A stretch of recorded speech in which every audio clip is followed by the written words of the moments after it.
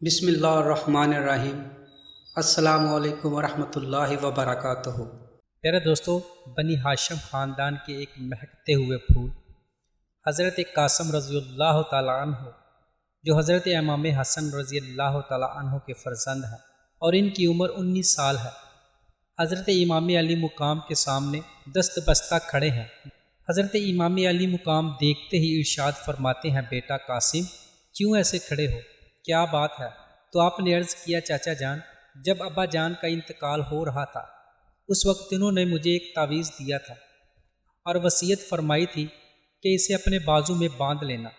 ایک وقت ایسا آئے گا جب میرے بھائی حسین رضی اللہ تعالیٰ عنہ پر مشکل پڑے گی، تب اس تعویذ کو کھول کر دیکھ لینا اور جو کچھ اس میں لکھا ہوگا اس پر عمل کرنا۔ چچا جان، اس سے زیادہ اور کون سی مشکل پیش آئے گی؟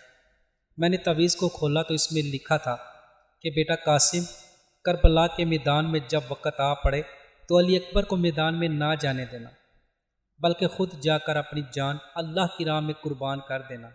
چچا جان، میں اپنے ابا کی وصیت پوری کرنے کے لیے اجازت لینے آیا ہوں۔ حضرت امام علی مقام کی آنکھوں میں آنسو آ گئے۔ آپ نے فرمایا، بیٹا، تمہیں دیکھ کر میں اپنے بھائی کی یاد کو تازہ کر لیتا ہوں، تو تم ہی بتاؤ کس دل سے اجازت دوں؟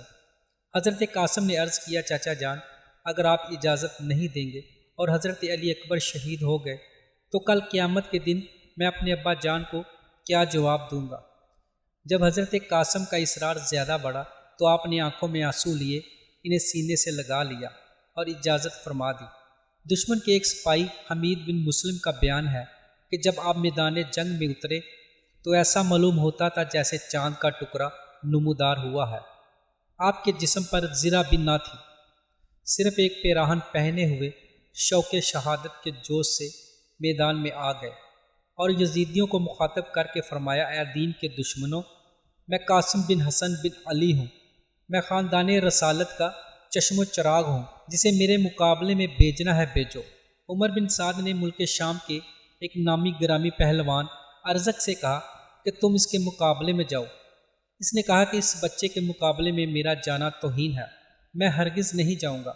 تو ابن سعد نے کہا کہ اسے بچہ نہ سمجھو، یہ حسن کا بیٹا اور فاتح خیبر کا پوتا ہے، 3 دن کا بھوکا پیاسا ہے، مگر اس کا مقابلہ آسان نہیں۔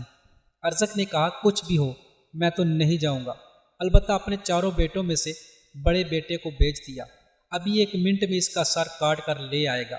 ارزق کا بیٹا آپ کے مقابلے میں آیا، آپ نے اس کا مقابلہ کیا اور چند منٹوں میں اس کو تڑپا کر رکھ دیا اور اس کی تلوار اٹھا لی۔ ارزق کا دوسرا بیٹا اپنے بھائی کو خاک و خون میں تڑپتا دیکھ کر غصے میں بھرا ہوا سامنے آیا، آپ نے پہلے ہی وار سے اسے بھی جہنم رسید کر دیا۔ اب تیسرا بھائی انتہائی غیظ و غضب میں آیا اور گالیاں بکنے لگا۔ آپ نے فرمایا، ہم گالیوں کا جواب گالیوں سے نہیں دیتے کہ یہ اہل بیت النبوت کی شان کے خلاف ہے، البتہ تجھے بھی تیرے بھائیوں کے پاس جہنم میں پہنچا دیتا ہوں۔ یہ کہہ کر اس پر ایسا حملہ کیا کہ اس کے 2 ٹکڑے کر دیے۔ اس کے بعد ارزق کا چوتھا بیٹا سامنے آیا تو حضرت قاسم نے اس کے کندھے پر ایسا وار کیا کہ وہ منہ کے بل زمین پر گر گیا، پھر دوسرا وار اس کے سر پر کیا، ایسا مارا کہ سر جسم سے جدا کر دیا۔ جب ہاشمی نے ارزق کے 4 بیٹوں کو جہنم رسید کر دیا تو ارزق کا سارا غرور خاک میں مل گیا اور غصے میں کانپنے لگا، اور جن کے مقابلے میں آنا وہ اپنی توہین سمجھتا تھا اب انہی سے لڑنے پر مجبور ہو گیا۔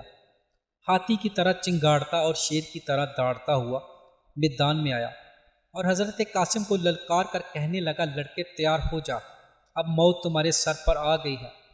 آپ نے فرمایا، ارزق، ہوش کی دوا کر، اوروں کے لیے طاقت کا پہاڑ ہوگا لیکن ہاشمی بہادروں کو تو نے نہیں دیکھا، ہماری رگوں میں شیر خدا کا خون ہے، تو ہمارے سامنے کوئی حیثیت نہیں رکھتا۔ ارزق آگ بگولہ ہو گیا اور حضرت قاسم پر نیزے سے حملہ کر دیا۔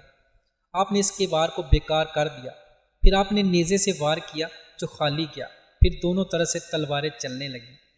اچانک حضرت قاسم نے ارشاد فرمایا، اے ارزق، تو اپنے آپ کو اتنا بہادر سمجھتا ہے لیکن ہمارے مقابلے میں آ کر لڑائی کے سب گر بھول گیا ہے، اپنے گھوڑے کی زین ذرا کس لے۔ آپ کے اس فرمان پر جیسے ہی ارزق جھکا، آپ نے تلوار کا ایک ایسا کاری وار کیا کہ وہ 2 ٹکڑے ہو کر زمین پر گر گیا۔ حضرت قاسم رضی اللہ تعالیٰ عنہ ارزق کے گھوڑے پر سوار ہو گئے اور خیمے کی طرف آ کر حضرت امام حسین رضی اللہ تعالیٰ عنہ کی خدمت میں عرض کیا، اے چچا جان، اگر پانی کا ایک پیالہ مل جائے تو میں ابھی ان سب کو موت کے گھاٹ اتار دوں گا۔ حضرت امام علی مقام نے فرمایا، بیٹا تھوڑی دیر صبر کرو، ان قریب تم ساقی کوثر سرور کائنات صلی اللہ علیہ وسلم کے دستے اقدس سے جام کوثر پی کر سیراب ہو جاؤ گے، اس کے بعد پھر کبھی تمہیں پیاس نہیں ستائے گی۔ حضرت قاسم پھر میدان میں آئے۔ ابن سعد نے چلا کر کہا، اس نوجوان کو گھیرے میں لے کر قتل کر دو۔ چنانچہ دشمنوں نے آپ کو گھیرے میں لے لیا اور گمسان کی جنگ شروع ہو گئی۔ آپ کے جسم پر 27 زخم آئے۔ بالآخر شیش بن سعد نے آپ کے سینے پر ایسا نیزہ مارا کہ آپ گھوڑے سے نیچے گر پڑے۔ گھوڑے سے گرتے ہی آپ نے فرمایا، اے چچا جان آئیے اور میری خبر گیری کیجیے۔ حضرت امام نے اپنے بتیجے کی آواز سنی تو دوڑتے ہوئے آئے، دیکھا کہ جسم نازنین زخموں سے چور چور ہے۔ آپ نے سر قاسم کو گود میں لے کر چہرہ مبارک سے گرد و غبار صاف کرنے لگے۔ اتنے میں حضرت قاسم رضی اللہ تعالیٰ عنہ نے آنکھیں کھولیں اور اپنا سر امام پاک کی گود میں پا کر مسکرا اٹھے، اور پھر آپ کی روح پرواز کر گئے۔ انا للہ و انا الیہ راجعون۔ پیارے دوستو، یہ تھی ہماری آج کی ویڈیو، اور ہم امید کرتے ہیں کہ آپ کو ہماری یہ آج کی ویڈیو پسند آئی ہوگی۔ اگر پسند آئی ہے تو ویڈیو کو لائک کیجیے اور ہمارے چینل کو سبسکرائب کیجیے، تاکہ ہم اسی طرح کی معلوماتی ویڈیو آپ دوستوں کے ساتھ شیئر کرتے رہیں۔ تو ملتے ہیں ایک نئی تاریخی ویڈیو کے ساتھ، تب تک کے لیے السلام علیکم ورحمۃ اللہ۔